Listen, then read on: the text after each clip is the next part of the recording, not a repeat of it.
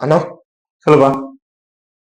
அண்ணா நான் கூடிய சீக்கிரம் எப்படியாவது ஒரு வேலை செஞ்சு நான் நெக்ஸ்ட் லெவலுக்கு போகணும்ண்ணா. அதுக்கு என்ன நான் பண்ணலாம்?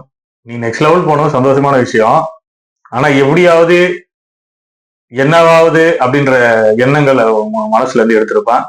நேர்மையா உழைச்சி சம்பாரிச்சா கண்டிப்பா லைஃப்ல வந்து அடுத்த ஒரு கட்டத்துக்கு போக முடியும். ஒரு சிம்பிளான லாஜிக் தான். நீ செய்யற வேலைய உன் குடும்பத்துல போய் நான் இந்த வேலை செஞ்சு சம்பாரிச்சேன் அப்படின்னு உன்னால சொல்ல முடியும் அப்படின்ற வேலையை நீ செய்.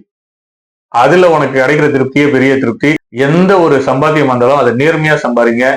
ஸ்லோவா தான் இருக்கும் நேர்மையா சம்பாதிக்கும் போது. மற்றவங்களை பார்க்கும் போது நம்மளுக்கு பொறாமையா இருக்கும். என்னடா இது, நம்ம இவ்வளவு உழைக்கிறோம், அவ்வளவு பண்றோம், நம்ம இப்படிதான் இருக்கோம், அவங்க சர்ன்னு போயிட்டு இருக்காங்களேன்னா அவங்களோட நேரம் காலம் நல்லா இருக்கு. ஒருத்தர் நல்லா போயிட்டு இருப்பாங்க. தப்பான ஒரு பிசினஸ் பண்ணி ஒருத்தர் டக்கு டக்குன்னு நிறைய பேர் பெருசா வந்திருப்பாங்க. அவங்கள நீங்க ஃபாலோ பண்ணாதீங்க. அவங்களோட எண்ணத்துல இருந்து எடுத்துருங்க. நேர்மையா பிசினஸ் பண்ணுங்க. ஸ்லோவா தான் இருக்கும், அது ஆனா ஸ்டாண்டர்டா இருக்கும்.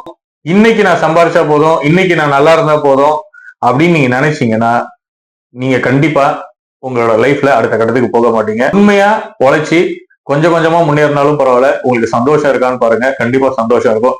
அடுத்த பிசினஸ் கிடைக்கும். நல்லபடியா வர முடியும். நன்றி, வணக்கம்.